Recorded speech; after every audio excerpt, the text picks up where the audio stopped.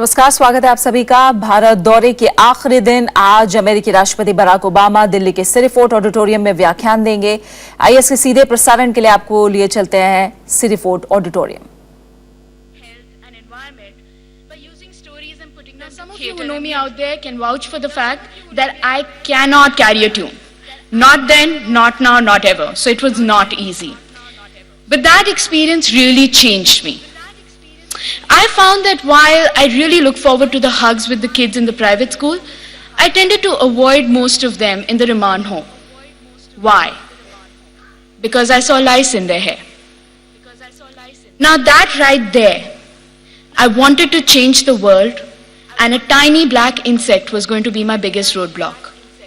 That was my mirror. I realized that if I wanted to change the world, I would really need to start by changing myself first. I would need to suspend my judgments, allow curiosity, and learn empathy.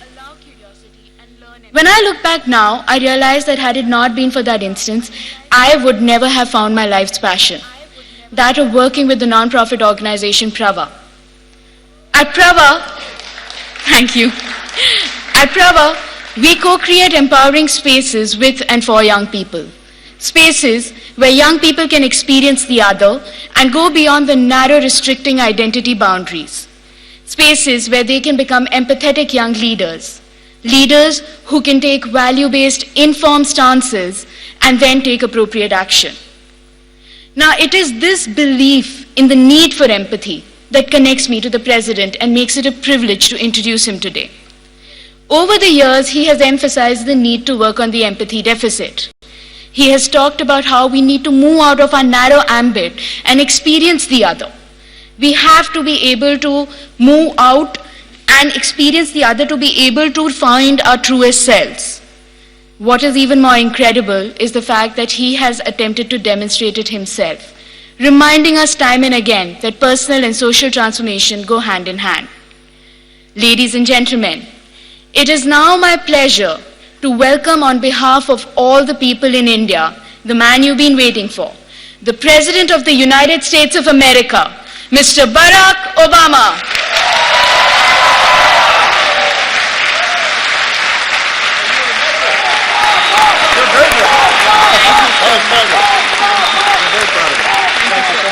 Thank you. Namaste. Thank you so much. Thank you so much, Neha, for what a wonderful introduction.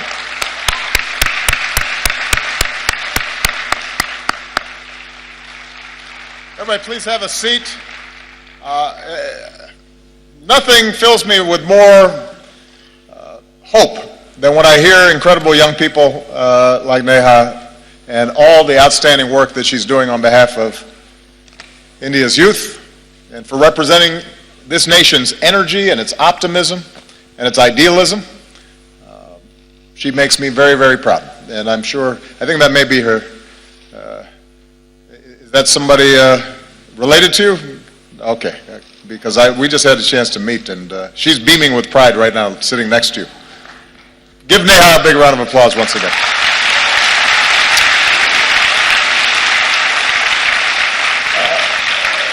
Distinguished guests, ladies and gentlemen, to all the students and young people who are here today, to the people of India watching and listening across this vast nation, I bring the friendship and the greetings of the American people. On behalf of myself and Michelle, thank you so much for welcoming us back to India. Bahut dhanyavad.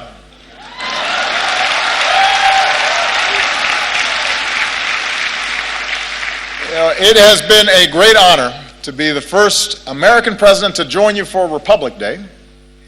With the tricolor waving above us, we celebrated the strength of your Constitution. We paid tribute to India's fallen heroes.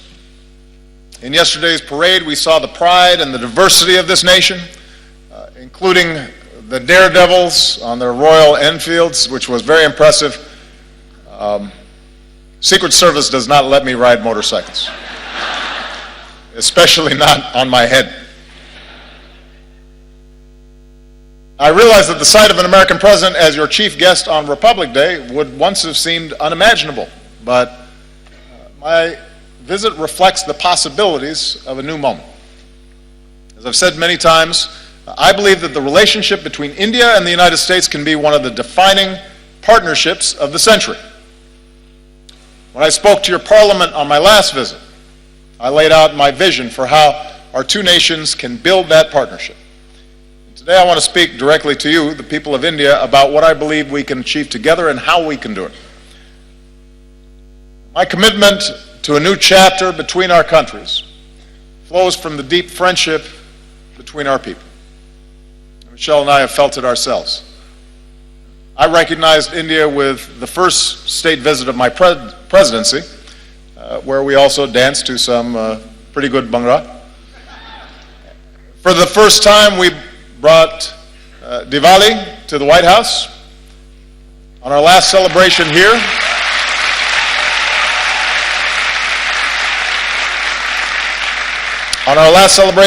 we celebrated the Festival of Lights in Mumbai.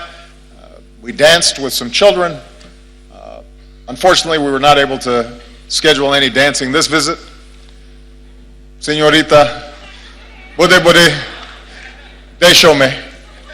You know what I mean. So,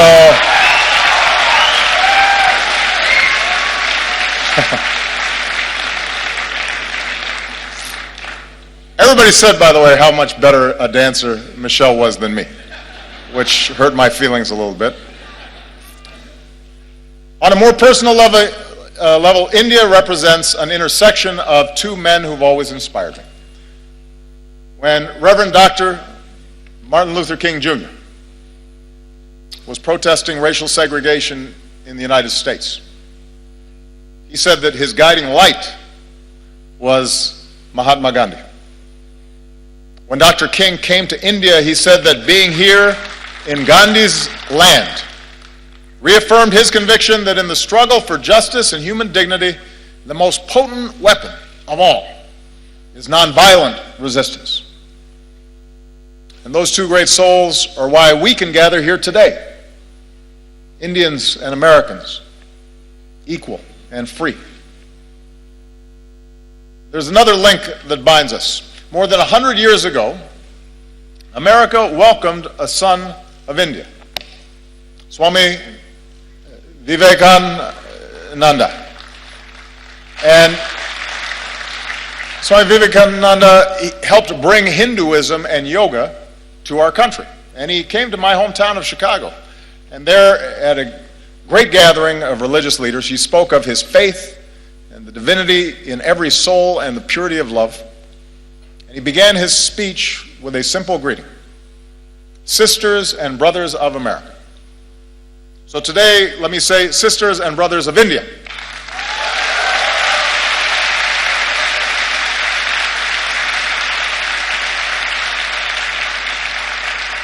My confidence in what our nations can achieve together is rooted in the values that we share. For we may have our different histories and speak different languages, but when we look at each other, we see a reflection of ourselves. Having thrown off colonialism, we created constitutions that began with the three same words: we the people. As societies that celebrate knowledge and innovation, we transformed ourselves into high-tech hubs of the global economy. Together we unlock new discoveries, from the particles of creation to outer space. And we are among the few nations to have gone to both the moon and to Mars.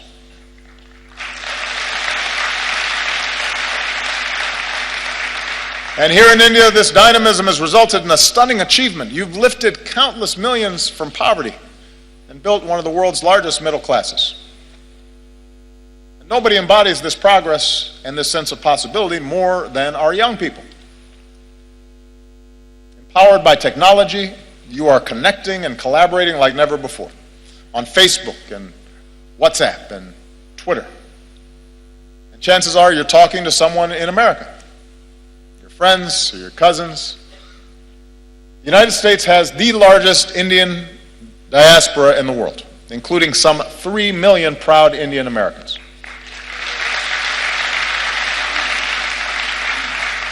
And they make America stronger, and they tie us together. Bonds of family and friendship that allow us to share in each other's success. So for all these reasons, India and the United States are not just natural partners. I believe America can be India's best partner. I believe that.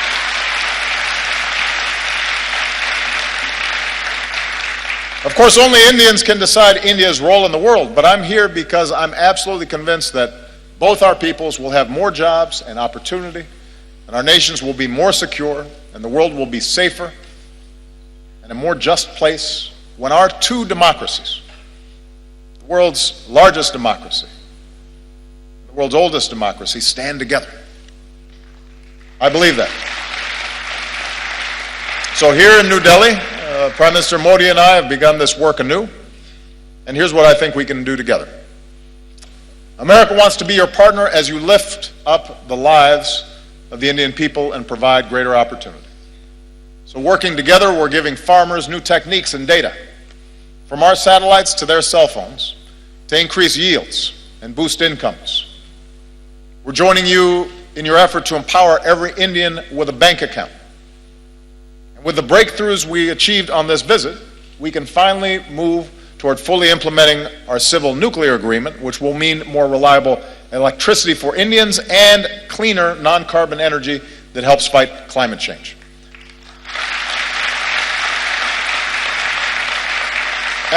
And I don't have to describe for you what more electricity means. Students being able to study at night, businesses being able to stay open longer and hire more workers, farmers being able to use mechanized tools that increase their productivity. Whole communities seeing more prosperity. In recent years, India has lifted more people out of poverty than any other country. And now we have a historic opportunity, with India leading the way, to end the injustice of extreme poverty all around the world.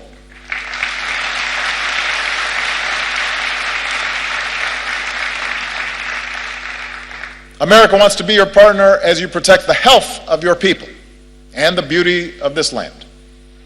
From the backwaters of Kerala to the banks of Ganga.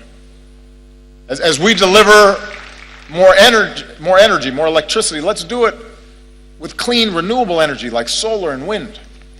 Let's put cleaner vehicles on the road and more filtration systems on farms and villages. Because every child should be able to drink clean water, and every child should be able to breathe clean air. We need our young people healthy for their futures, and we can do it. We have the technology to do it. America wants to be your partner in igniting the next wave of Indian growth. As India pursues more trade and investment, we want to be first in line. We're ready to join you in building new infrastructure, the roads and the airports, the ports, the bullet trains to propel India into the future. We're ready to help design smart cities that serve citizens better, and we want to develop more advanced technologies with India as we do with our closest allies. We believe we can be even closer partners in ensuring our mutual security. And both our nations have known the anguish of terrorism, and we stand united in the defense of our people. And now we're deepening our defense cooperation against new challenges.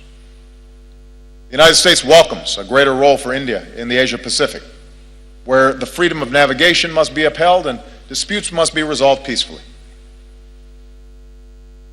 Even as we acknowledge the world as it is, we must never stop working for the world as it should be, a world without nuclear weapons. That should be a goal for all of us.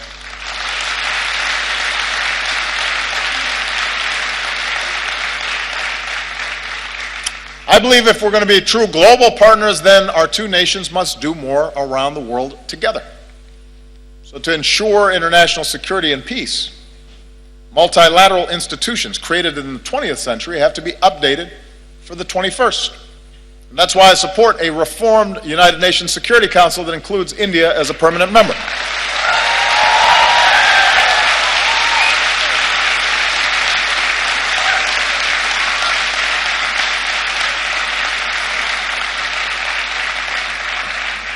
Of course, as I've said before, with power comes responsibility.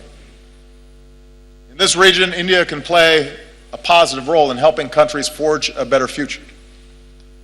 From Burma to Sri Lanka, where today there's new hope for democracy.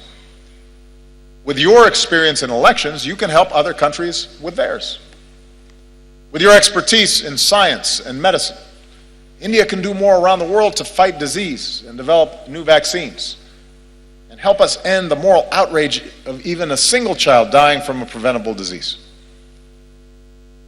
Together, we can stand up against human trafficking and work to end the scourge of modern-day slavery.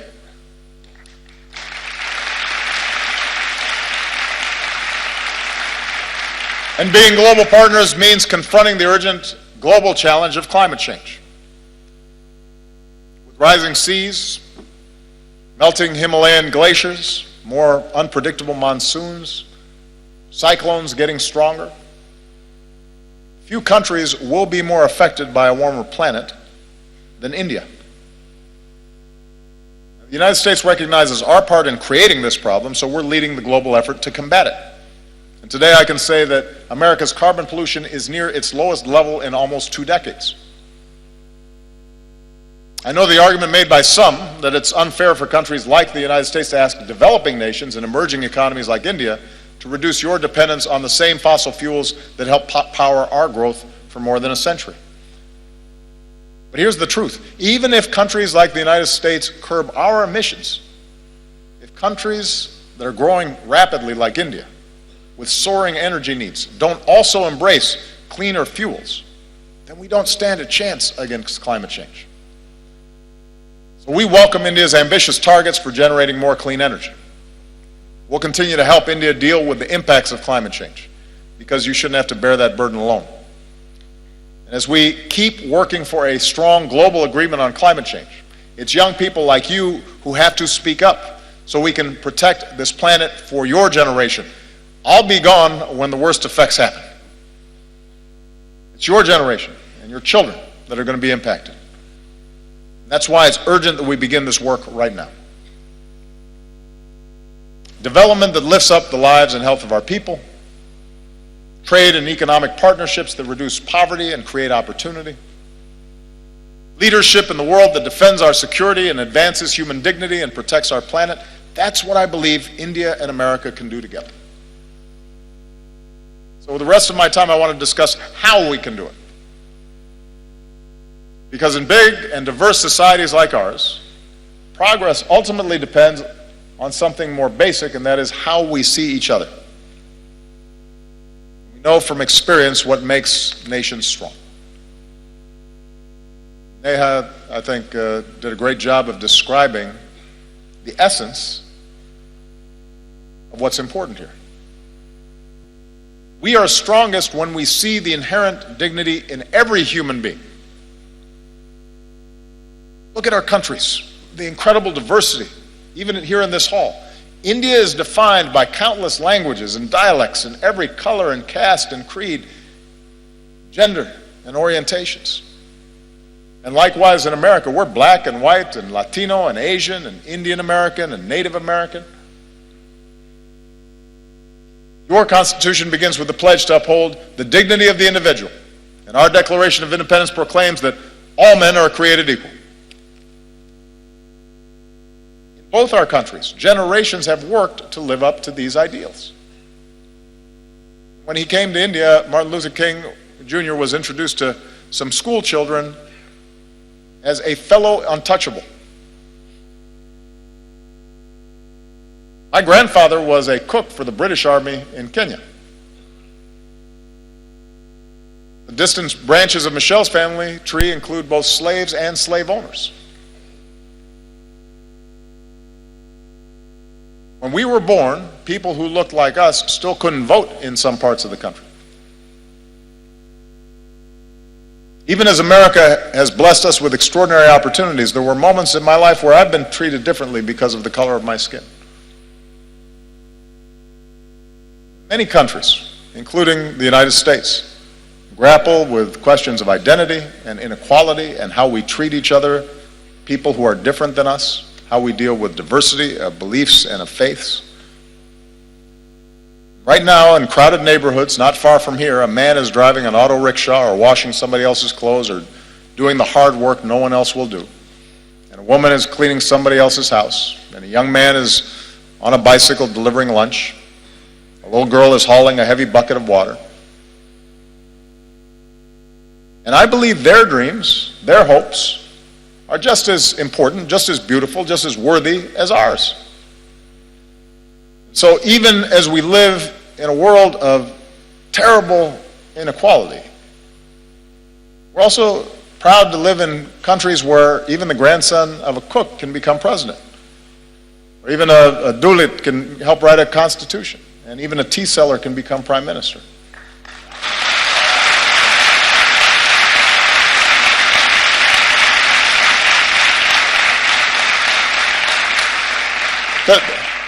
The point is that the aim of our work must be not to just have a few do well, but to have everybody have a chance. Everybody who's willing to work for it have the ability to dream big and then reach those dreams. Our nations are strongest when we uphold the equality of all our people, and that includes our women.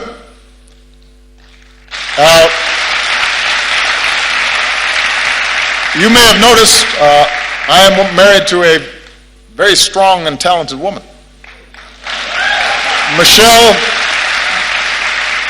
Michelle is not afraid to speak her mind or tell me when I'm wrong, which happens frequently.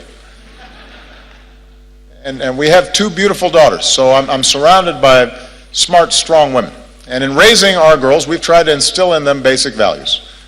A sense of compassion for others and respect for themselves and the confidence that they can go as far as their imaginations and abilities will carry them. And as part of Michelle's work as First Lady, she's met with women and girls around the world, including here in India, to let them know that America believes in them too. In the United States, we're still working to make sure that women and girls have all the opportunities they deserve and that they're treated equally. And we have some great role models, including here today, the former Speaker of our House of Representatives, Nancy Pelosi, who was the first woman Speaker of the House and my great partner.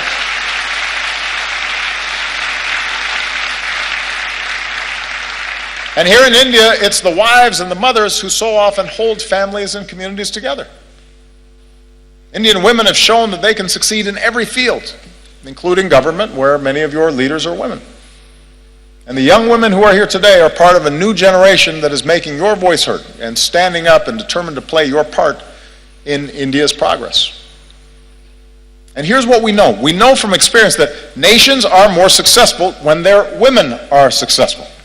When girls go to school, now this is one of the most direct measures of whether a nation is going to develop effectively is how it treats its women. When a girl goes to school, it doesn't just open up her young mind, it benefits all of us because maybe someday she'll start her own business or invent a new technology or cure a disease.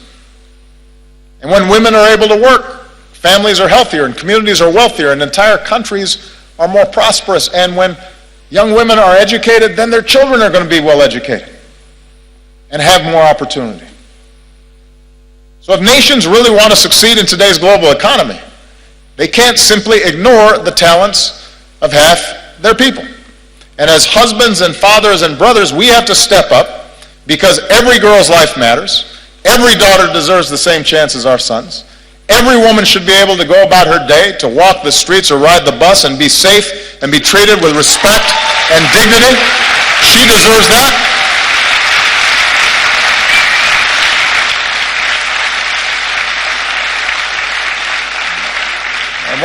One of the favorite things about this trip for me has been to see all these incredible Indian women in the armed forces, including the person who commanded the guard that greeted me when I arrived. It's remarkable, and it's a sign of great strength and great progress. Our nations are strongest when we see that we are all God's children, all equal in His eyes and worthy of His love. Across our two great countries, we have Hindus and Muslims, Christians and Sikhs, and Jews and Buddhists and Jains and so many faiths. And we remember the wisdom of Gandhiji, who said, "For me, the different religions are beautiful flowers from the same garden, or they are branches of the same majestic tree." Branches of the same majestic tree. Our freedom of religion is written into our founding documents. It's part of America's very first amendment. Your Article 25 says that all people are equally entitled to freedom of conscience and the right freely to profess, practice, and propagate religion. In both our countries, in all countries, upholding this fundamental freedom is the responsibility of government, but it's also the responsibility of every person. In our lives, Michelle and I have been strengthened by our Christian faith. But there have been times where my faith's been questioned by people who don't know me. Or they've said I adhere to a different religion, as if that were somehow a bad thing. Around the world, we've seen intolerance and violence and terror perpetrated by those who profess to be standing up for their faith, but in fact are betraying it. No society is immune from the darkest impulses of man, and too often religion has been used to tap into those darker impulses as opposed to the light of God. 3 years ago in our state of Wisconsin, back in the United States, a man went into a Sikh temple and in a terrible act of violence killed 6 innocent people, Americans and Indians. And in that moment of shared grief, our two countries reaffirmed a basic truth, as we must again today, that every person has the right to practice their faith how they choose, or to practice no faith at all, and to do so free of persecution and fear and discrimination.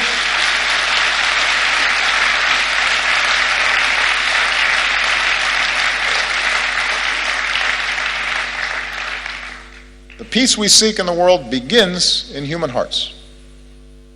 And it finds its glorious expression when we look beyond any differences in religion or tribe and rejoice in the beauty of every soul.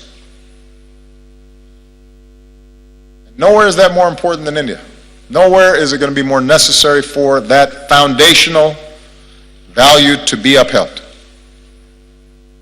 India will succeed so long as it is not splintered along the lines of religious faith, so long it's not splintered along any lines, and is unified as one nation.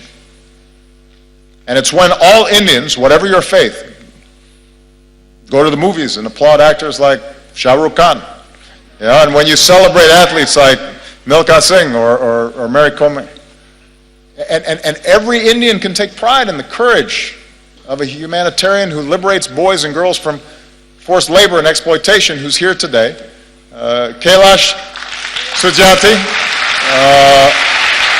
our most recent winner of the Nobel Prize for Peace. So that's what unifies us. Do we act with compassion and empathy? Are we measured by our efforts, by what Dr. King called the content of our character, rather than the color of our skin or the manner in which we worship our God? In both our countries, in India and in America, our diversity is our strength, and we have to guard against any efforts to divide ourselves along sectarian lines or any other lines. And if we do that well, if America shows itself as an example of its diversity and yet the capacity to live together and work together in common effort, in common purpose, if India, as massive as it is, with so much diversity, so many differences, is able to continually affirm its democracy, that is an example for every other country on earth. That's what makes us world leaders. Not just the size of our economy or the number of weapons we have, but our ability to show the way in how we work together and how much respect we show each other. And finally, our nations are strongest when we empower our young people. Because ultimately, you're the one who has to break down these old stereotypes and these old barriers, these old ways of thinking. You know, prejudices and stereotypes and assumptions, those are what happens to old minds like mine. You know, I'm getting gray hair now. I was more youthful when I first started this office. And that's why young people are so important in these efforts. You know, here in India, most people are under 35 years old. And India is on track to become the world's most populous country. So young Indians like you aren't just going to define the future of this nation, you're going to shape the world. Like young people everywhere, you want to get an education and find a good job and make your mark, and it's not easy. But in our two countries, it's possible. Remember, Michelle and I don't come from wealthy backgrounds or famous families. Our families didn't have a lot of money. We did have parents and teachers and communities that cared about us, and with the help of scholarships and student loans, we were able to attend some of the best schools in the world. Without that education, we wouldn't be here today. So whether it's in America or here in India or around the world, we believe young people like you ought to have every chance to pursue your dreams as well. So as India builds new community colleges, we'll link you with our own, so more young people graduate with the skills and training to succeed. We'll increase collaborations between our colleges and universities and help create the next Indian Institute of Technology. And we'll encourage young entrepreneurs who want to start a business. And we'll increase exchanges because I want more American students coming to India and more Indian students coming to America.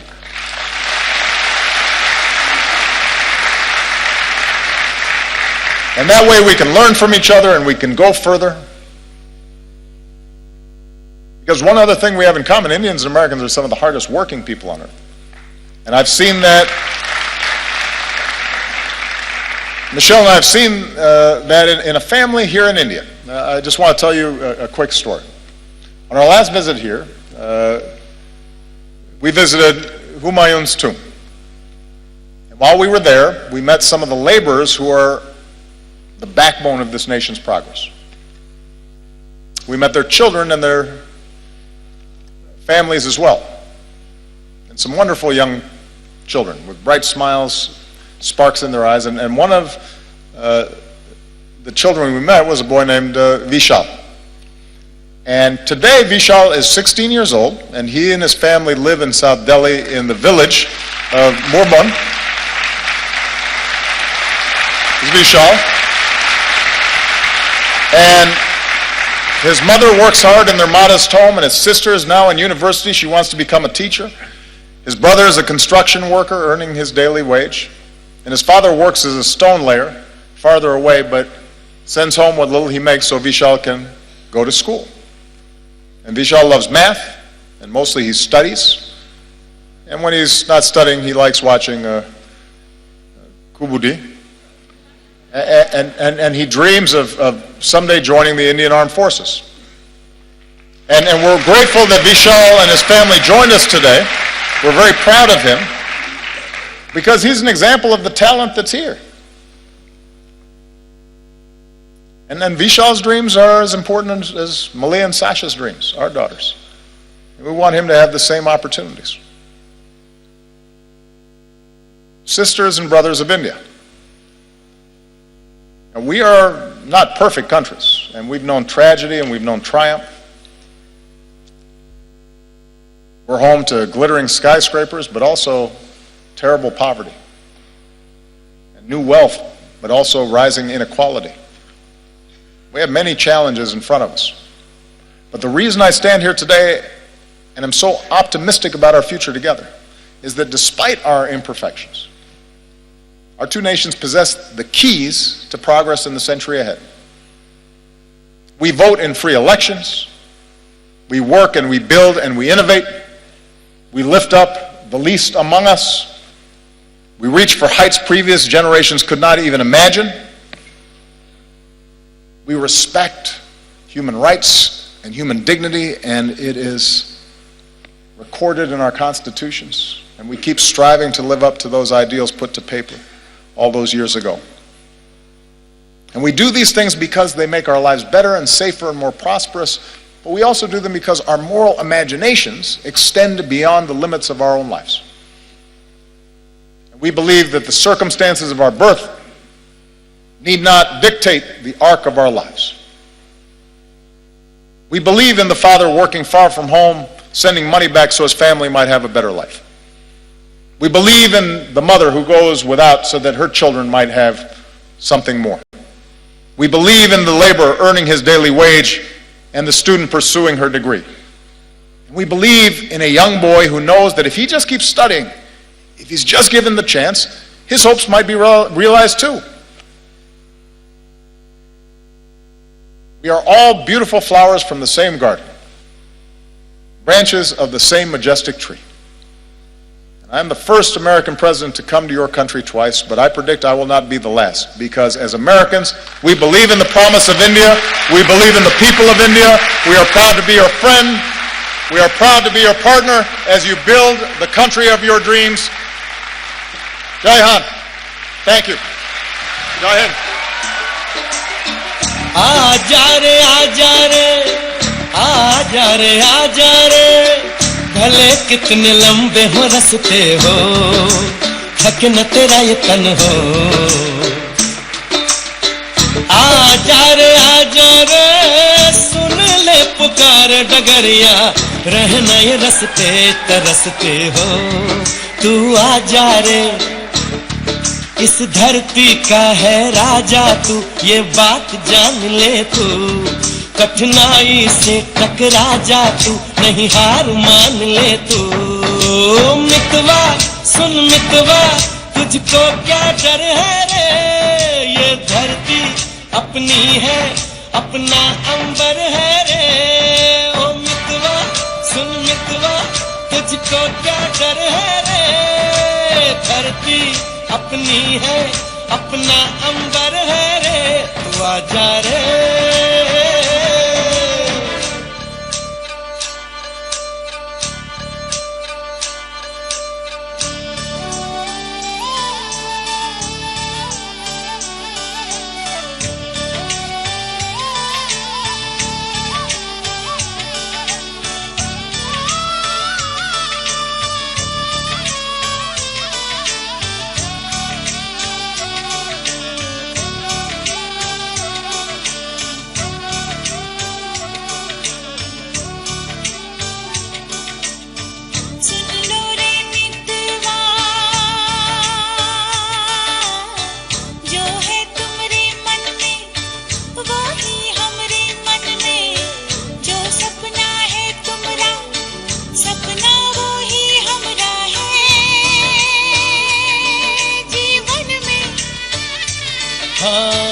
चले हम लिए आशा के दिए नैनन में दिए हमरी आशाओं के कभी बुझ न पाए कभी आंधियां जो आके। आज अमेरिकी राष्ट्रपति बराक ओबामा के भारत दौरे का आखिरी दिन है। सिरी फोर्ट ऑडिटोरियम से सीधी तस्वीरें आप देख रहे थे, जहां लगभग 2000 लोग मौजूद हैं और यहां खासकर छात्रों को संबोधित किया आज राष्ट्रपति बराक ओबामा ने। कैलाश सत्यार्थी से भी आज वो मुलाकात कर रहे हैं।